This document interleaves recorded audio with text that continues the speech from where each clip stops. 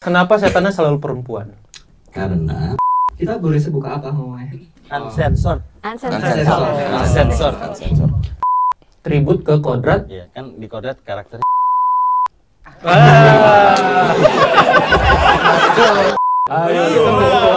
Ayo lu.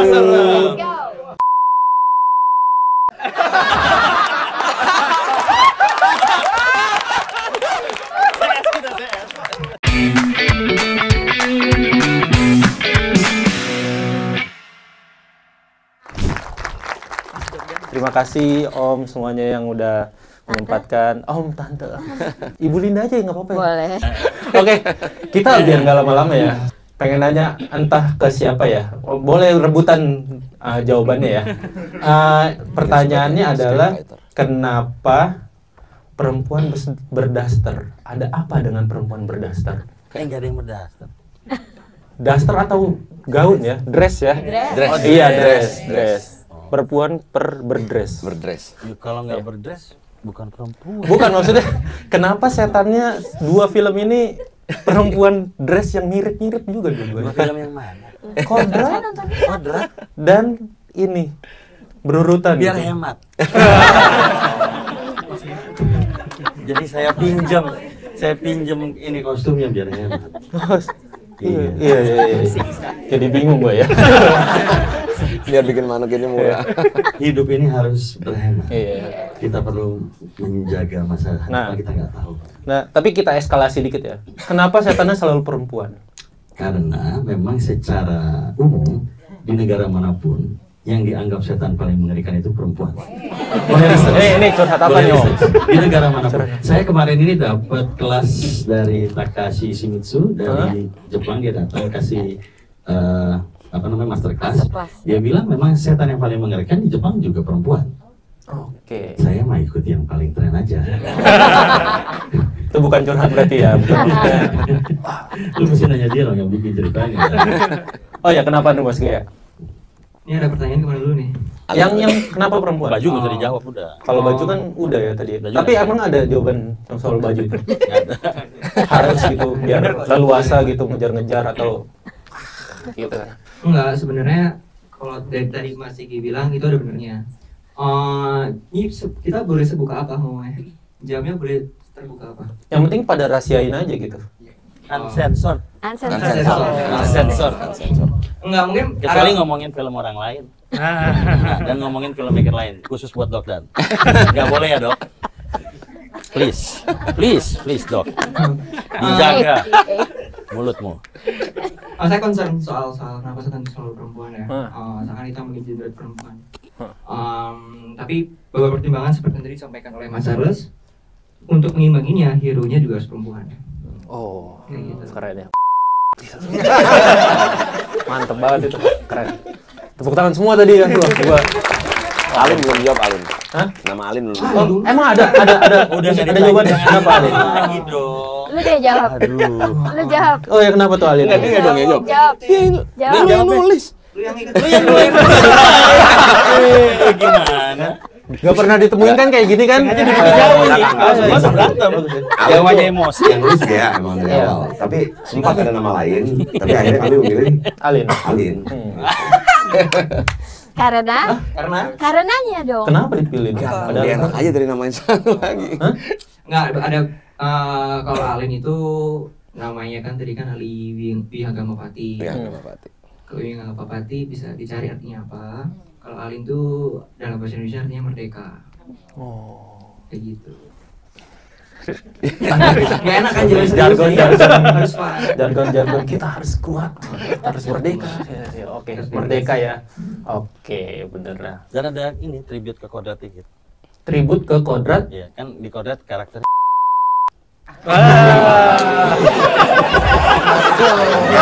Unsensor. Untung Alin. Ternyata kan, oke. Malah nggak nangkep gua apa? Oh, Unsensor. Oke. Enggak. Cukup nggak? Atau gue lagi yang nanya? Atau ada yang langsung mau nanya? Nah, gitu dong.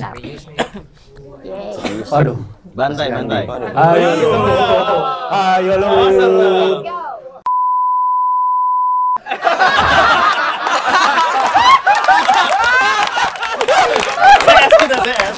Silakan diperkenalkan Mas. Gue udah nahan.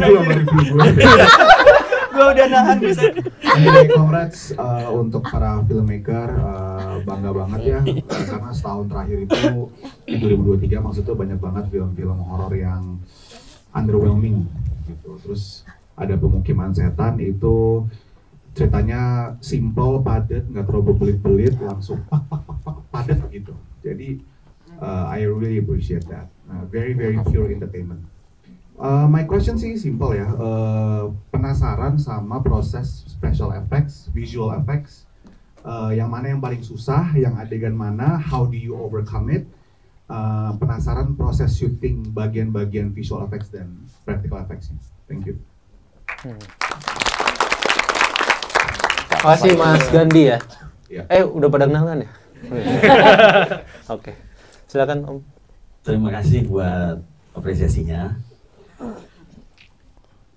Kalau dibilang yang paling susah, jadi gini, sebetulnya Pemukiman Setan ini adalah film yang sudah direncanakan saat kita sebelum membuat Kodrat. Tapi kan Kodrat itu dari 2014 skenarionya, idenya mulai dicetus, 2016 jadi. Jadi dalam proses sampai ke 2022 rilis itu konsep Pemukiman Setan datang dari Gia. Nah, pada saat kita mau start setelah Kodrat kita mau apa, banyak pertimbangan tuh. Akhirnya kemudian sejujurnya kita mencoba untuk tidak masuk dalam satu kotak di mana nanti kita nggak bisa keluar dan hanya bikin itu, karena terus terang banyak sekali pihak yang terus minta kita bikin film horor religi. Nah, jadi kita bilang sejak Kodrat film horor religi sekian banyak kemudian tampil. Kalau kita bikin seperti itu juga, itu ada satu yang ikut minta tuh tadi di belakang lu 1, 2, 3 tuh.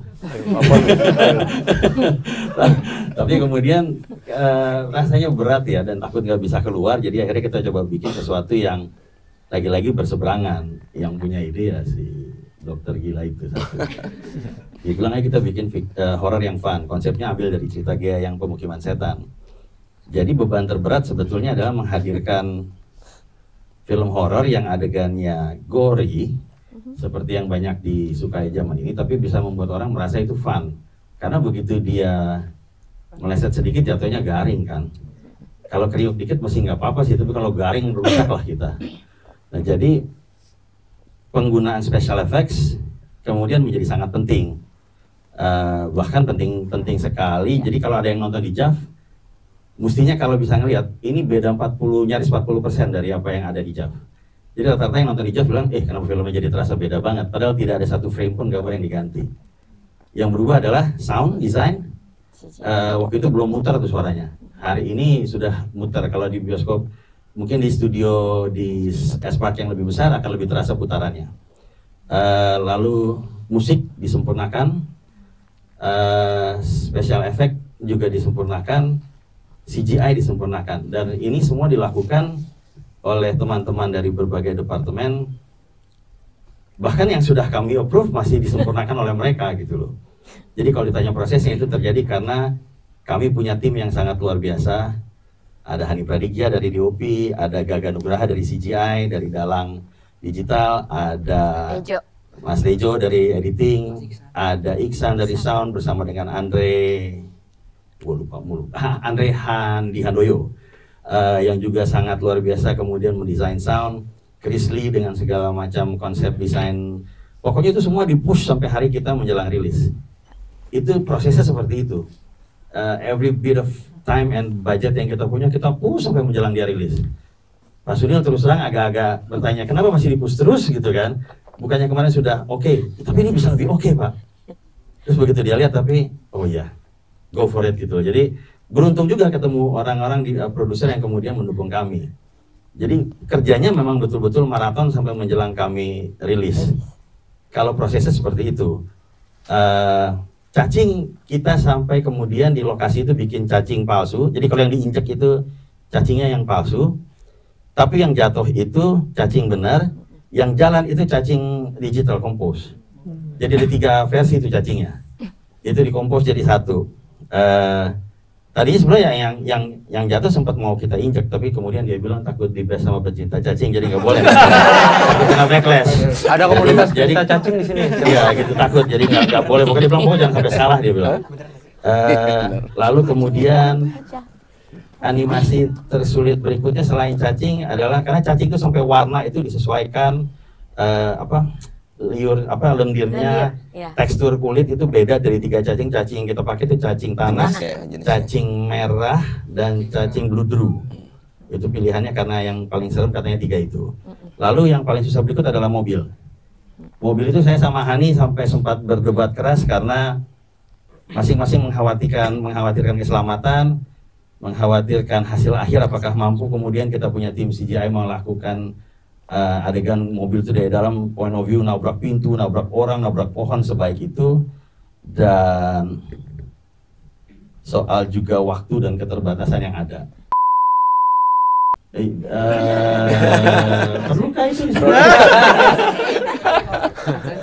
Perlukah disebut? Perlu. Katanya uncensored. Uncensored. Oke.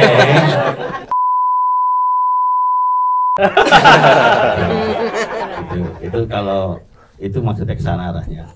Jadi prosesnya seperti itu. Terus terang pemukiman setan hari ini jadi seperti ini kami nggak menduga sih.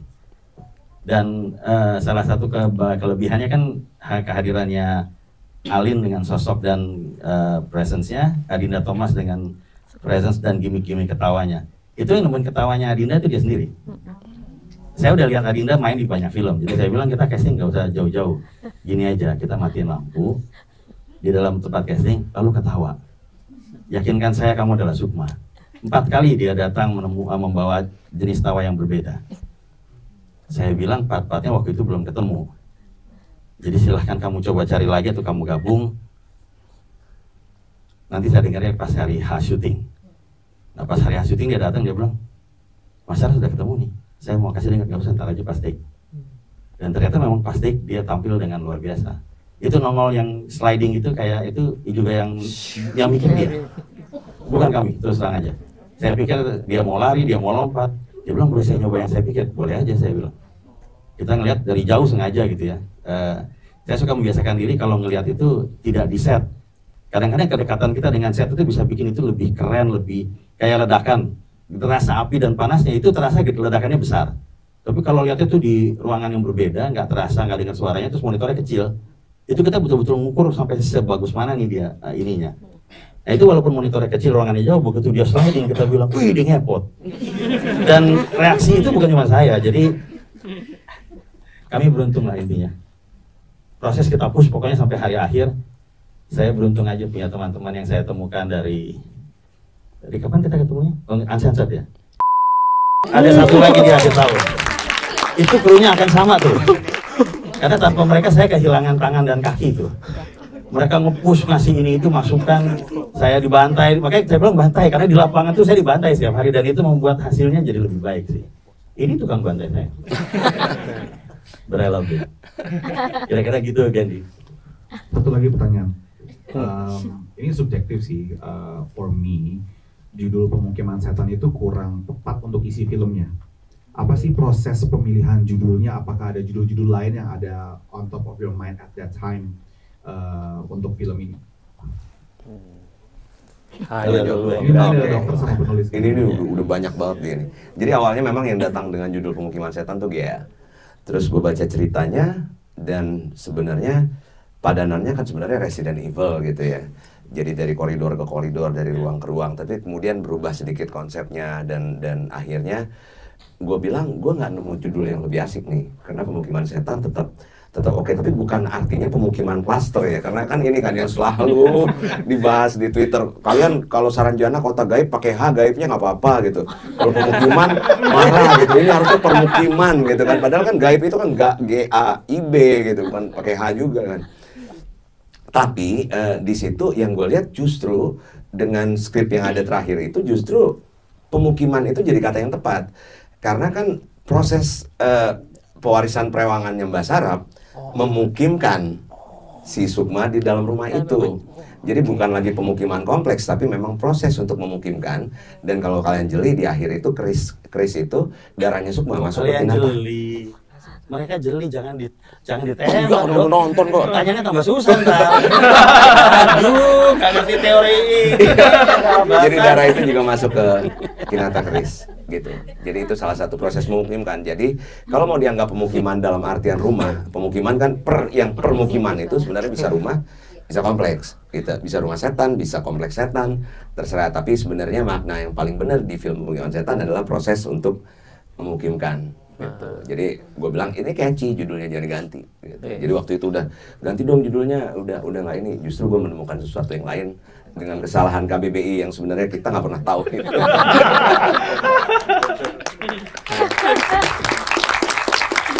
Berarti udah bisa ikut bantu ngebelain ya kalau ada yang masalah. Cuman jangan di-spill aja, itu spoiler soal takutnya. Iya, benar-benar. Oke. Puas Mas Kandi? Oke, aman. Oke, silakan pertanyaan selanjutnya. Oke, belakang-belakang semua nih. Saya Rahmat dari letter group gitu, WA. Nah, Sinevi. Ini boleh review dikit nggak? Boleh. Ngulas dikit. Iya, boleh. Kesan tadi pas awal nonton, saya setuju bahwa ceritanya ini padat dan menurut saya angkanya 8 lebih baik dari Kodrat. Kenapa? Kalau Kodrat itu memang agak filosofis ya, karena dia mengangkat cerita sufistik gitu kan. Nah ini kalau yang ini tuh lebih ke padat dan ceritanya itu langsung tas gitu, tas gitu loh. Aduh, wah lamanya. Mau nyanyiin GBK. Awal-awal itu face-nya ini, wah ini kayak Don't Breathe nih. Terus pas kesini-sini, pas si Urip itu datang, wah ini mah Jujutsu Kaisen ini. Jadi saya mengapresiasi banget bahwa cerita perbukunan Indonesia benar-benar diangkat ke level yang lebih baik. Terus kalau dari kekurangan, mungkin kekurangan minor ya, kayak masih ada logat bahasa Jawa yang ini maksa si Fitra atau siapa itu tadi. Itu orang Padang agak maksa ya bahasa Jawanya, kayak di film ngomong bahasa Jawa itu maksa. Nah ini agak mending tapi masih minor lah ya bahasa Jawanya. Terus kalau pertanyaan saya gini, kalau di Kodrat itu kan menggali soal sufi ya, sufistik. Nah kalau di sini kejawen gitu. Nah kira-kira risetnya itu dari mana gitu? Risetnya dari buku apa atau mungkin apa lontar dipelajari dari lontar apa gitu? Kalau menurut saya ini, di film ini lumayan ya penggalian cerita apa kejawennya itu, nggak maksa. Karena jujur saya beberapa kali nonton film horor dengan tema kejawen itu maksa banget ya, ini kayak dari mana gitu, dari mana gitu, gotak gatuknya ini dari mana gitu. Nah kalau dari Pemukiman Setan ini sendiri, riset tentang cerita kejawennya itu kira-kira inspirasinya dari mana? Mungkin itu. Terima kasih. Ya terima kasih Mas, reviewnya Mas. Mas Ridla boleh jawab nggak yang soal kejawen tadi? Boleh tapi don't too much. Oke. Makasih Mas ya sebelumnya atas reviewnya. Jujur tadi begitu nyebut Jujutsu Kaisen, ya emang ada, saya juga nonton Jujutsu Kaisen, ada elemen-elemen itunya. Sasuke juga Mas, Sasuke. Hah? BTW dulu tuh waktu sebelum pitching ke Mas Arwa soal Pemukiman Setan, itu tuh kan ada beberapa elemennya kayak maling masuk rumah macam kayak gitu-gitu. Terus saya nyari feelingnya kayak gimana. Justru sebenarnya feelingnya tuh awalnya referensinya kayak di Naruto, Hidan, tau gak Hidan? Oh iya. Yang dia nusuk orang terus orang mati. Iya. Ya, semoga di Pemukiman. Oh, Hidan. Gue bikin Piccolo. Kan asik ya Idan ya. Iya. Serem banget Wah. gitu. Yang akhirnya kan dia dihancurin badannya terus dikubur. Iya. Ya semoga di pemukiman setan 2 ada. Amin. Amin. 2 atau 3? Hah? 2. Dua. Udah ditagih skrip. Terus kayak apa namanya? Tadi soal riset-risetnya. Riset-risetnya saya ngambil dari saya banyak baca historia. Terus saya nyari beberapa jurnal juga gitu. Yang unik tuh sebenarnya ini uncensored ya benar ya, apa yang nggak salah ya. Sebenarnya prolognya, sebenarnya gini, nyari prolognya itu tuh karena ini kan soal persantetan, salah satu elemennya. Nah nyari prolognya tuh get back to kerajaan zaman dulu tuh gimana ya gitu. Nah di zaman Majapahit itu udah ada undang-undang untuk ngurusin persantetan, namanya undang-undang Tatai gitu. Jadi siapapun yang melakukan santet untuk melukai orang lain itu akan dihukum mati, kayak gitu. Nah terus Dan cara hukum penggal dan jeruk ya itu riset. Oh, jeruk itu riset. Iya. ada 2, tapi itu bukan di Majapahit, itu di Sultan Agung di Mataram. Jadi mixing. Ada 2 hukuman matinya. Saya kasih ke Mas Charles. Mas Charles mau pilih mana? Mau pilih penggal atau hukuman mati melawan singa? CGI-nya ya. Singa. Finansialnya lebih gede lagi itu. Saya pilih singa terus terang. Bu Linda nggak Bu mau. Linda sama Pak Sulel milih penggal. Penggal. Finansial ya Bu ya. Iya. Terus kita juga dibantu sama Pak Sastro. Jadi apa namanya juga dibantu soal hidungnya, juga dibantu Mantra. soal bahasa-bahasa dan mantranya, kayak gitu. Mungkin heavy-nya itu lebih ke riset kerisnya, mencari keris yang cocok dengan karakternya Alin seperti apa, kerisnya harus look berapa, pamornya harus apa, karena setiap keris itu kan juga ada filosofinya, kayak gitu. Terus kayak kodam perewangannya harus apa yang cocok dengan Alin. Kenapa cacing? Terus kenapa cacing? Kenapa namanya? Urejit itu kan bahasa Jawa kunonya kan cacing. Kenapa gitu. Alin Bihangamapati? Kalau Alin itu kan Bihangamapati itu raja burung. Jadi kayak kenapa yang bisa ngalahin si Sukma Cacing itu atau adalah keris itu ya karena Garud burung yang makanannya cacing kayak gitu. Garuda.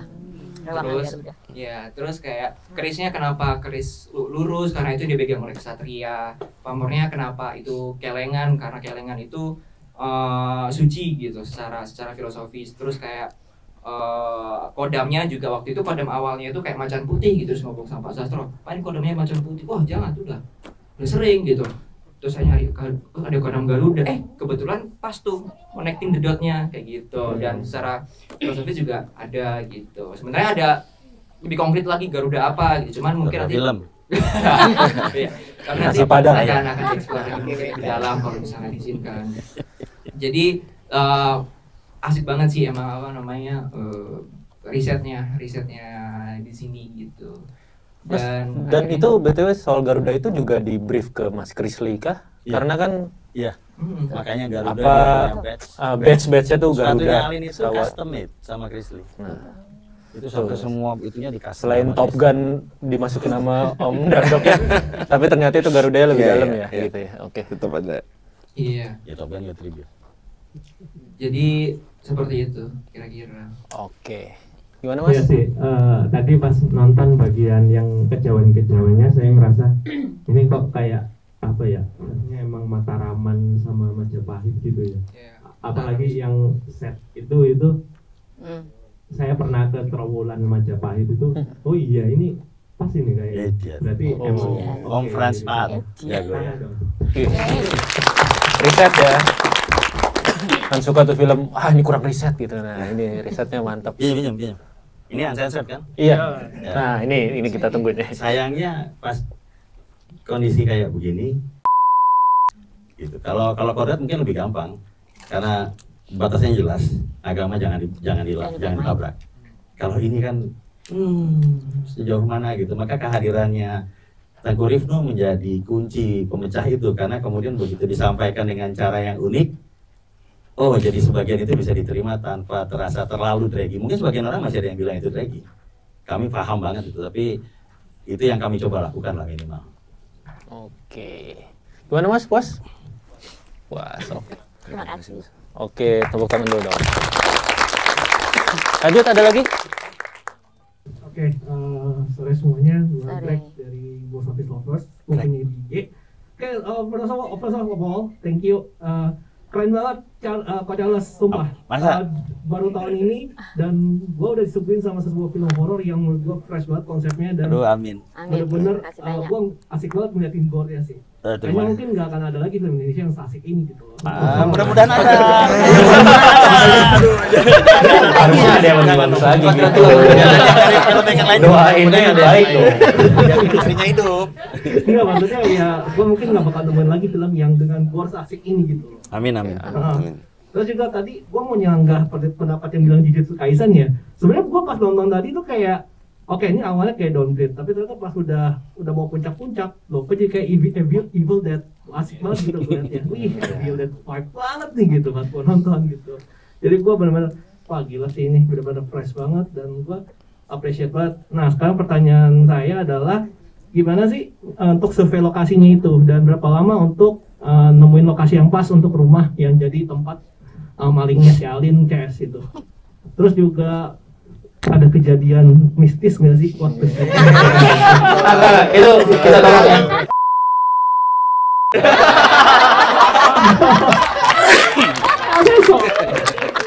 Enggak. Kalau soal set itu Frans Fahd jagonya. Kami berkali-kali mencoba untuk menemukan set yang tepat, bahkan menyanggah dia dengan budgetnya nggak ada lagi, nggak bisa kemana-mana. Yang ada segini, dia akan bilang kemudian, oke, kalau emang nggak bisa, kasih saya 2 hari. Nanti setelah 2 hari kita lihat ya. Dia selalu bilang gitu. Dan memang Frans Fahd itu punya kebiasaan gini. Dia tidak pernah mau menghadirkan set yang sudah pernah dipakai orang. Dia tidak pernah mau mengulang set yang sudah pernah dia buat. Jadi rumah Alin itu terdiri dari 3 rumah. Depannya itu 2 rumah. Satu dari sudut sini rumah lain. Dari sudut belakang rumahnya beda. Dalamnya diambil di 2 rumah yang berbeda dan 1 studio, jadi 3 tempat. Itu tempat semua sama dia diputer balik, dirancang sedemikian rupa. Frans Fahd memang luar biasa sih dalam hal ini. Lalu yang kedua, jangan lupakan Hani Pradigya dalam hal gambar. Gambar itu membuat setnya jadi semakin lebih terasa real, hidup gitu. Tone warna yang dipilih makin berani mungkin kita setelah melihat reaksi teman-teman gitu ya dari film ke film. Apa yang kami buat di berikutnya tone warnanya akan jauh lebih berbeda lagi. Dari pemilihan cast dan setnya pun akan sangat berbeda. Nanti kalau teasernya keluar, ini apaan nih, nggak pernah lihat yang begini gitu ya. Semoga kebaruan yang kita hadirkan bisa mendapat sambutan. Amin. Tapi apresiasi yang diberikan ini luar biasa sih, dan referensi ini loh yang kita nggak pernah dapat. Saya nggak ini ya, maksudnya apa adanya gitu. Ngobrol dengan banyak media kadang justru kehilangan referensi. Pada saat kita ngobrol dengan penonton yang benar, referensi itu kemudian hadir dan dengan bebas kita kemudian bisa bisa bercerita, bisa ngobrol gitu loh. Karena sebetulnya tanpa kalian semua ya kita nggak dapat masukan yang betul-betul kita bisa sampaikan ke penonton gitu loh. Karena kadang orang yang mengkritik kita secara teori gitu ya, secara teori-teori bikin film yang by the book, belum tentu penonton peduli soal itu. Kita nggak boleh salah sih bikin film bener, tapi di saat yang bersamaan juga kan kemudian menonton itu adalah sebuah experience. Kenikmatan menonton itu yang kemudian dibutuhkan gitu, bahwa kemudian kita waktu itu bilang, ini yakin nih si Sukma perutnya ujusnya mau keluar gitu kan, ntar lolos nggak 21 tahun? Lolos, kita bilang. Dari mana lolosnya? Soalnya pas masukin dia kesakitan gitu.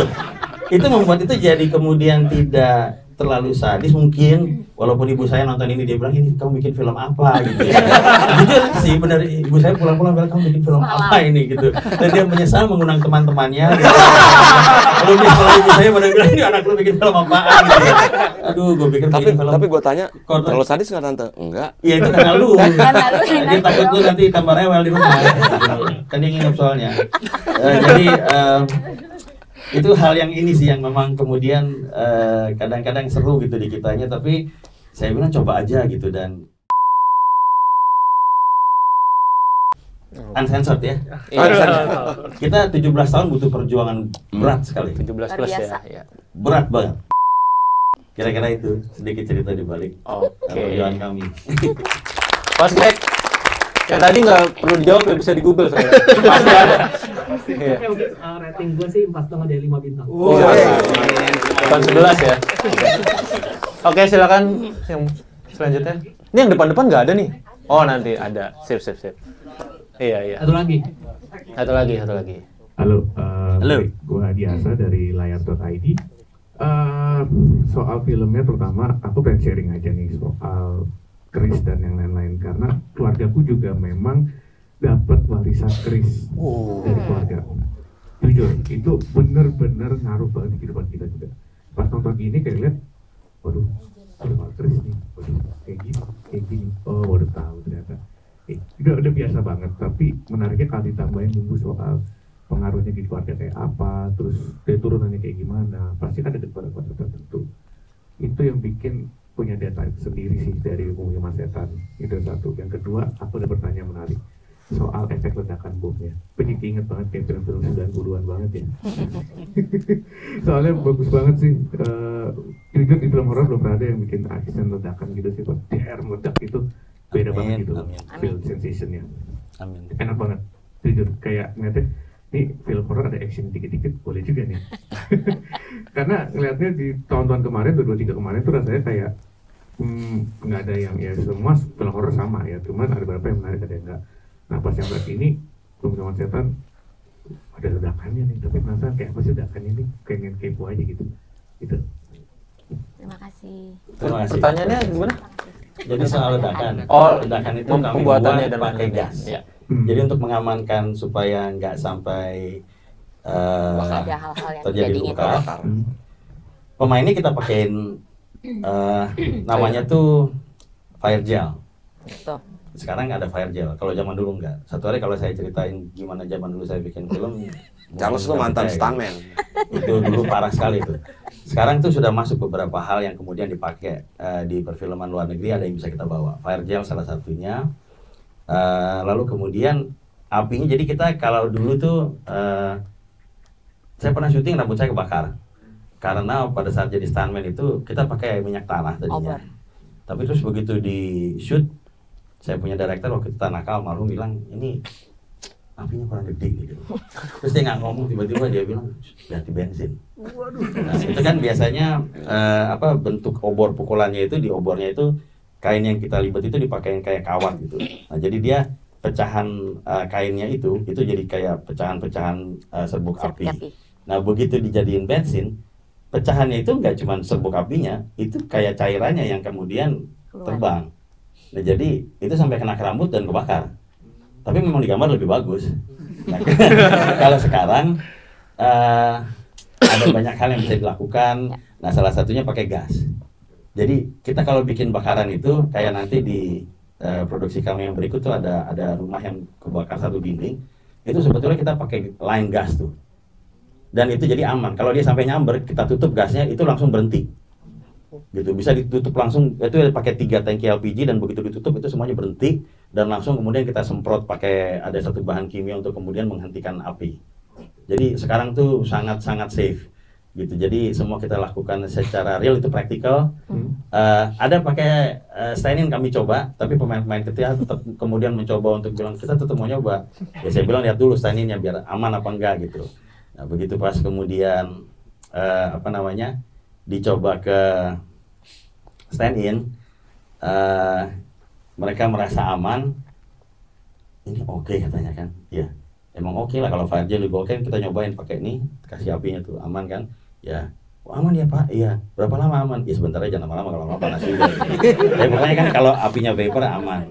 Nah yang membuat dia kemudian jadi cukup real sebetulnya karena uncensored ya. Itu yang bikin dia bagus.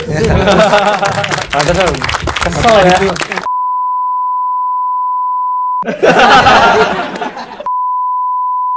Itu dialog yang kayak wah jatuh.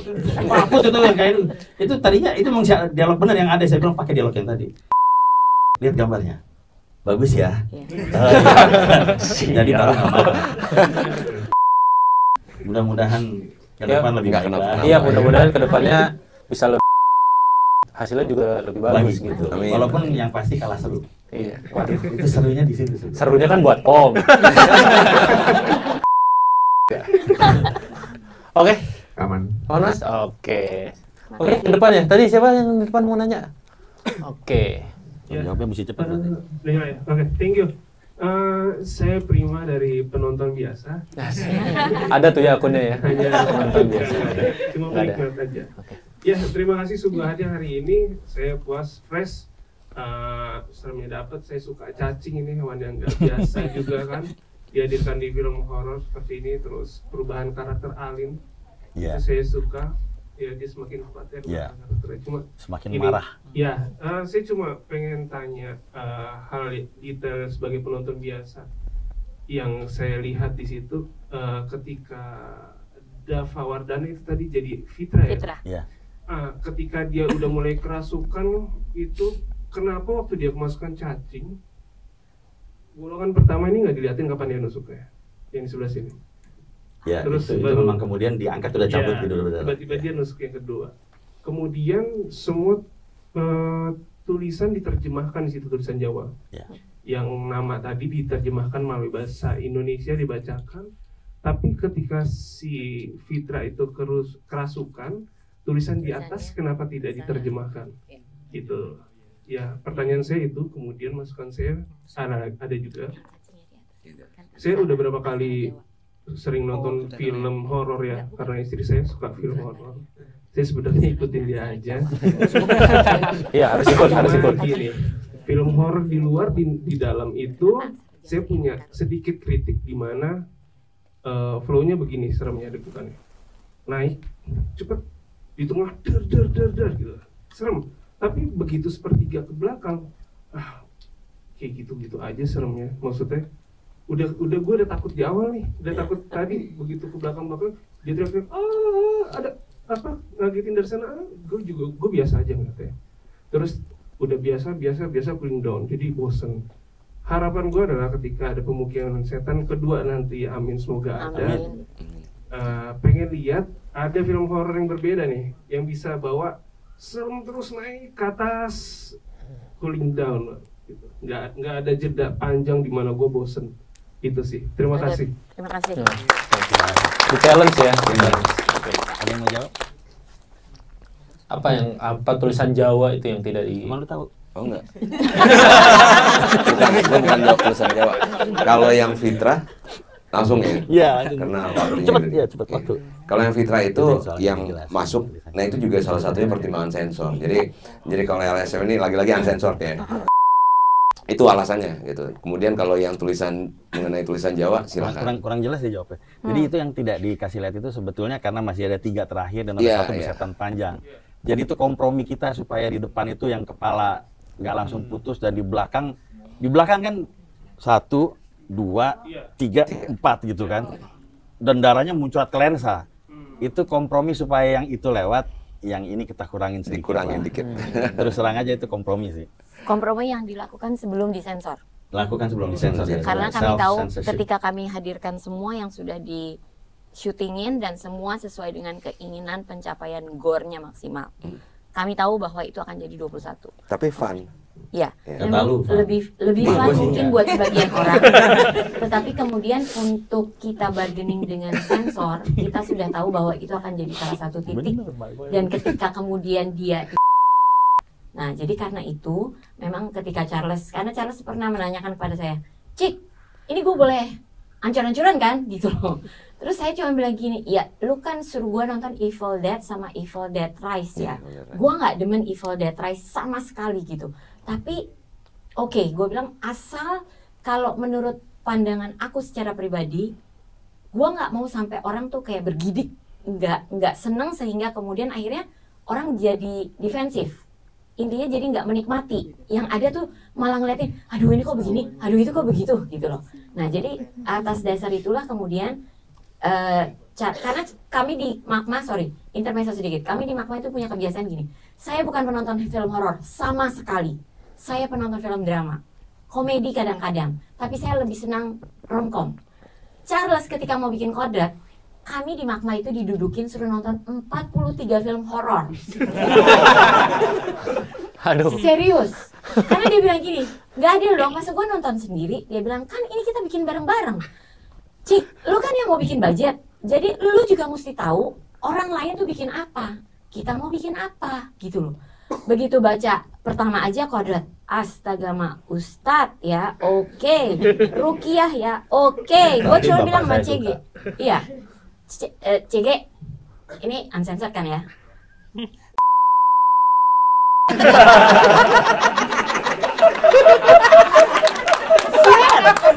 Jadi gue takut, asli saya sebagai kakaknya takut. Karena apa? Saya punya tanggung jawab.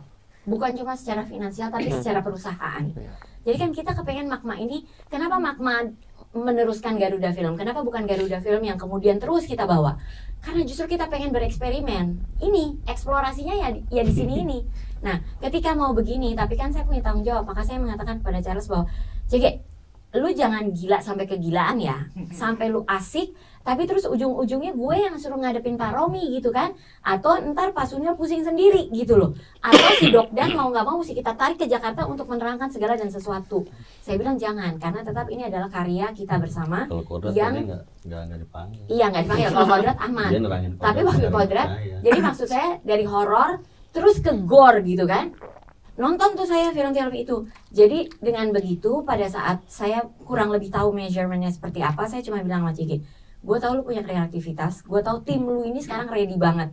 Jadi saya cuma ingetin satu, make the compromise within, di dalam kita sendiri sebelum kita keluar. Karena kalau sudah dikeluar berarti kita ada di mercy of other people's opinion. Dan ketika itu terjadi, maka kemudian penonton akan dapat yang discount, nggak dapet yang 100%. Jadi itulah kemudian hal-hal yang mau tidak mau ya, memang harus kita lakukan sendiri dulu. Karena kalau tidak oke di kita, biasanya kita memang nggak, kemudian kita keluarkan. Makanya karena itu yang terjadi juga dengan tadi yang Charles katakan, CGI tim itu sampai nggak berhenti. Karena buat mereka, loh kan Ibu sama CG sama teman-teman yang lain bilang, kalau nggak oke di kami, jangan dikasih ke yang lain gitu. Jadi dia bilang, kasih saya waktu, ini kan belum tayang kan? Saya bilang, iya tapi nanti kalau tiba-tiba tanggal tayangnya keluar gitu kan, lo lagi di tengah-tengah, oh nggak apa-apa, ini namanya pembelajaran. Oh oke. Tapi akhirnya kita bilang, tutup bukunya di tanggal ini, bulan ini ya, selesaikan gitu. Dan teman-teman itu sangat mendukung. Intinya mungkin itu Mas. Jadi memang ada hal-hal yang belum bisa 100% kita hadirkan seperti apa yang kita inginkan. Karena mungkin juga kesiapan dari penonton-penonton yang lain juga perlu kita edukasi ya satu persatu kan. Dari Kodrat, terus yang mirip-mirip, banyak ayat, banyak ustadz-ustadz, banyak yang lain-lain. Kita masuk ke sesuatu yang santet. Tapi santetnya dengan cara begini. Ada kerisnya, ada kejawennya, ada ininya, ada hiburannya. Masuk gak nih gitu. Kebanyakan gak nih elemennya? Saya sempat tanya sama Charles, sama Gia setelah baca. Mari kita tunggu reaksi penonton. Iya, exactly. Saya bilang ini kebanyakan gak nih ya? Banyak banget gitu macamnya gitu kan. Karena kan kita mempertimbangkan. Di Kodrat itu ada penonton yang bilang Kodrat itu seremnya haram babi gitu. Iya. Saking marahnya. Ada marahnya. food blogger soal kue kemudian bilang, ini gara-gara Kodrat saya nggak bisa lagi nge-review kue selama 3 bulan. Ayo mari kita lihat penonton Malaysia itu sangat outspoken. Outspoken ya. Tapi itu sebenarnya yang kita harapkan ya, karena dari situ kita bisa baca. Soal ritme tadi, emang nggak gampang sih, karena tidak ada yang baru di dunia ini, hampir semua pernah dibuat. Tetapi kan gitu, sebetulnya tadinya kepalanya tidak terpikir dipenggal tidak putus. Tapi pada saat casting Putri Ayudhya dia bilang, saya udah 2 kali loh dipenggal kepala. Kalau ini jadi saya, berarti ini yang ketiga kali kepala saya dipenggal di film. Yakin mau dipenggal? Saya bilang ini nggak bisa diganti karena berdasarkan research. Dan kita belum punya budget untuk bikin singa. Bikin bikin singa aneh gitu kan. Jadi saya bilang ya ini harus rasanya penggal. Oke, dia bilang. Berarti siap ya? Kalau nanti ada yang bilang sama, siap saya bilang. Begitu dia keluar, saya mikir gimana caranya supaya ini bikinnya lain. Dari situ kemudian timbul ide kita penggal tapi nggak putus. Itu keahlian orang Indonesia, kreatif saat kepepet. Dan banyak hal yang teman-teman lihat di sini itu kepikir di lapangan terus terang aja. Tapi bacot nggak? Bacot dari skrip udah ada. Ya. Dan jangan jalan dulu nanti jatuh goblok, itu udah dari skrip juga ada. Itu justru malah dari skrip. Tapi banyak hal yang Karena terus terang dalam melakukan syuting, lokasi di luar itu gambar bagus. Problemnya adalah hujan dari 7 hari syuting, 5 hari hujan. Hujannya nyaris setengah hari. Jadi kita harus melakukan sambil hujan tuh mikir terus, sambil hujan mikir mau bikin apa gitu kan. Makanya makin bikin film tambah bulat saya, karena apa? Sambil mikir saya makan ngemil gitu kan. Aduh, gimana ini mau bikin apa gitu. Setengah mati tuh pusingnya. Nah, tapi hari ini kalau teman-teman mengapresiasi itu, terima kasih. Kritik-kritik seperti tadi bahwa soal ritme itu perlu diperbaiki, jangan pernah berhenti, karena itu yang akan mendorong kami untuk terus belajar dan mencoba sesuatu yang lebih baik. Karena dari sini ke film berikut, di film berikut kami berkolaborasi bersama, jadi akan beda juga, karena datang bersama timnya. Horor kayak apa yang kemudian tampil beda judulnya dan karena itu syuting horor gara-gara apa yang kita buat. Judulnya yang main spill Boleh dua aja. Dua aja. Oke. Yang main itu Vino G. Bastian. Di Kodrat 2 kan? Di spillnya, ya di Kodrat 2 yang ketinggalan. Nah, kayak bikin Kodrat, banyak orang yang bilang Kodrat nih fresh karena pendekatannya baru, ustadznya udah bikin hero. Begitu Kodrat 2 udah nggak fresh. Terus terang pusing kita mikirin openingnya. Kan nggak mungkin gue pakai point of view shot lagi. Udah biasa diulang-ulang terus. Nggak ada yang lain nih si Charles kan pasti gitu bunyinya. Jadi terus terang kepala ini lagi muter 7 keliling, kita berantem sama penulis. Mas Asaf itu salah satu penulis Kodrat itu bilang. Jadi terus terang kami lagi sampai dia ke Jakarta, saya ke Semarang, kita ke Malang gitu karena dia di Malang. Tapi itu yang kami usahakan. Jadi orang Indonesia itu pokoknya satu, boleh kekurangan budget, boleh kekurangan sumber daya, tapi nggak pernah nyerah. Ya. Jadi kekurangan budget nih. Kalau dibandingkan film lain, iya. Ya mungkin gue tambahin dikit, itu masalah ritme tadi memang karena gini, dari awal memang yang pingin kami hadirkan di Pemukiman Setan memang bukan sadis yang kayak cepet dikit ngomongnya. Iya, tadi kalau misalnya ada yang mencontohkan Evil Dead gitu. Evil Dead ada 3 ya. Ada Evil Dead yang original, ada yang 2013, kemudian ada yang Evil Dead. Ada yang Evil Dead. Yang aimingnya itu memang sadis yang fun. Jadi bukan Evil Dead 2013. Jadi caranya gimana supaya bisa segor mungkin tapi sadisnya tetap fun. Tambahin fantasinya gitu. Makanya ada sempalan komedi, ada sempalan ini. Dia mau ngomong ini. Pokoknya gimana? Oh, masih ada. Enggak ada yang mau tanya kan pasti. Iya, udah. Oke, itu. Jadi tulisan Jawanya artinya apa? Sambung. Ketinggalan. KB Manungso bakal nemai pati. Jargonnya bahasa Arab. KB Manungso bakal nemai pati. Semua manusia akan mati. Semua manusia Seharusnya bakal ada mati. terjemahan, tapi begitu kita pasang mengganggu itunya jatuh. Iya benar. Iya, jadi benar-benar akhirnya kita pilih ya dicabut itu. Ya, thank you. Tapi terima kasih masukan. Thank you. Terakhir? Oke. Iya. Iya, saya Yuni Rose dari bioskop, tapi tolong jangan dibully karena boleh kritik ya. Boleh dong. Boleh nggak suka kok. Iya, sebagai penonton umum gitu ya. Aku lihat di adegan ketika Bagas membenturkan kepalanya, gitu kan, terus lari gitu ya. Nah itu kalau aku itu seperti aku lihat di film-film yang lainnya, gitu biasa, gitu ya. Mohon maaf. Nggak apa-apa. Terus kemudian tadi sempat baca juga gitu kan, kecelakaan apa Tebet ya, Cawang gitu kan, begitu dikasih newspaper gitu. Itu aja sih. Di Tebet. Terima kasih. Oke. Jawaban singkat. Ya. Tidak dibully, bahkan saya sepakat. Terus terang kemarin pas waktu lagi nonton gala premier, saya bilang ke saya punya co-director dan saya punya penulis di Aleksi. Ini mestinya dia nggak benturin kepala karena udah terlalu biasa. Harusnya anak ini sedang makan karena dia kelaparan. Dia nggak pernah dapat sesuatu yang dia, salah satunya makannya tuh kelaparan. Harusnya saya bilang dia di ujung itu lagi makan tapi makanannya banyak sampai perutnya gemuk dan begah bahkan muntah. Tapi terus dia makan. Jadi pendapatnya sangat benar, saya terima, itu bagus. Soal kecelakaannya pendek. Kaitannya apa newspaper?